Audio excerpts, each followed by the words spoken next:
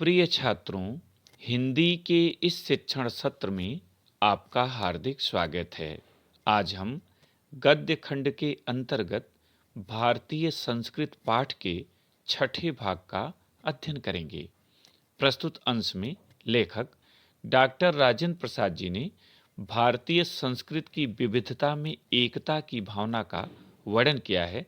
साथ ही सामूहिक चेतना को संस्कृत का प्राण तत्व भी माना है। गद्यांश देखें।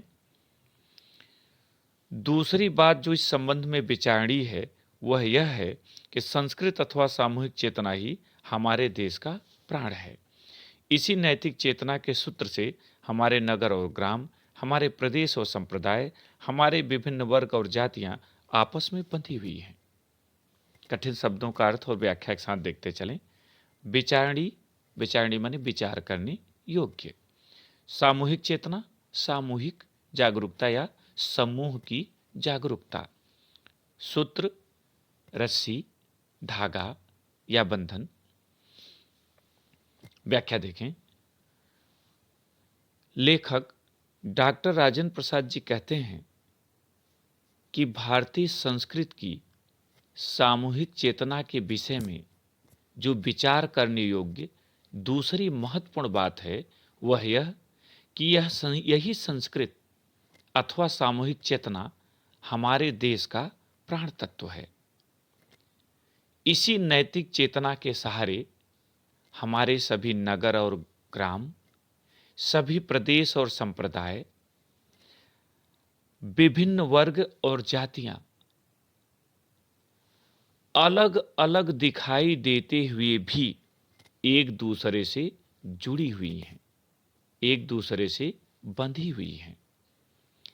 संस्कृत अथवा सामूहिक चेतना ही हमारे विभिन्न नगरों, ग्रामों, प्रदेशों, संप्रदायों, विभिन्न वर्गों एवं जातियों की एकता का आधार है।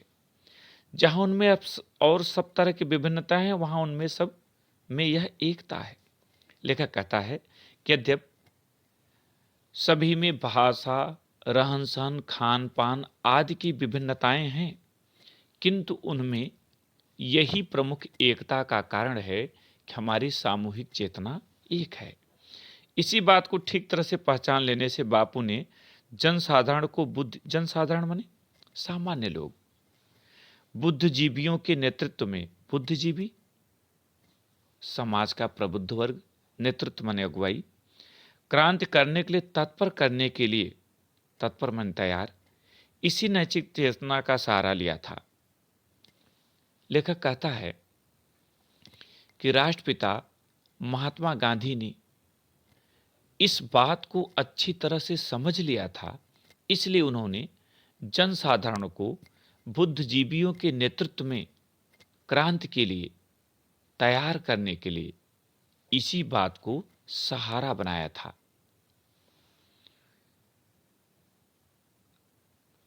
अहिंसा, सेवा और त्याग की बातों से जनसाधारण का हृदय आंदोलित हो उठा, क्योंकि उन्हीं से तो वह शताब्दियों से प्रभावित और प्रेरित रहा। शताब्दी माने 100 वर्षों का समय, अर्थात कई 100 वर्षों से जनसाधारण के हृदय में उनकी धड़कती चेतना को क्रांति की शक्ति बनाने में ही बापू की दूरदर्शिता थी और इसी में उनकी सफलता थी। लेखक कहता है कि राष्ट्रपिता महात्मा गांधी की सेवा, त्याग, सत्य और अहिंसा से भारतीय जनता आंदोलित हो उठी, और होती भी क्यों न। कई 100 वर्षों से वह इन्हीं से प्रभावित और प्रेरित होती आ रही थी। इसलिए जब राष्ट्रपिता महात्मा गांधी ने सत्य और अहिंसा जैसे हथियार उन्हें दिए, सेवा और त्याग की भावना से उन्हें जोड़ा, तो वे उनके साथ कंधे से कंधा मिलाकर खड़े हो गए और हम कई 100 वर्षों की गुलामी के बावजूद भी आजाद हो गए, स्वतंत्र हो गए। इस पर आधारित प्रश्न उत्तर देखें। पहला प्रश्न, उपर्युक्त गद्यांश का संदर्भ लिखिए। यहां प्रथम भाग की भांति आप संदर्भ लिखें। दूसरा प्रश्न, रेखांकित अंश की व्याख्या कीजिए, और यहां रेखांकित अंश है संस्कृत अथवा सामूहिक चेतना ही हमारे देश का प्राण है। इसी नैतिक चेतना के सूत्र से हमारे नगर और ग्राम, हमारे प्रदेश और संप्रदाय, हमारे विभिन्न वर्ग और जातियां आपस में बंधी हुई हैं। जहां उनमें और सब तरह की विभिन्नताएं हैं, वहां उन सब में यह एकता है।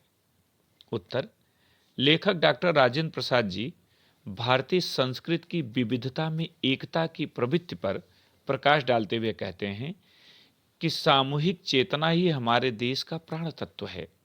हमारे देश के सभी नगर और गांव, सभी प्रदेश और संप्रदाय, विभिन्न वर्ग और जातियों में बंटा होने के बाद भी इसी नैतिक चेतना के सहारे आपस में जुड़े हुए हैं।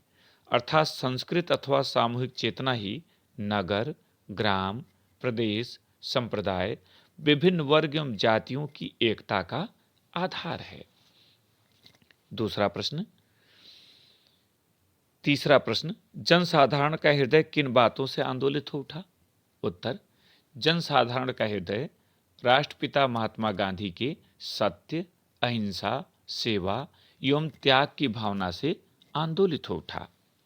चौथा प्रश्न, भारतवर्ष में क्रांति के लिए गांधी जी ने किसका सहारा लिया था?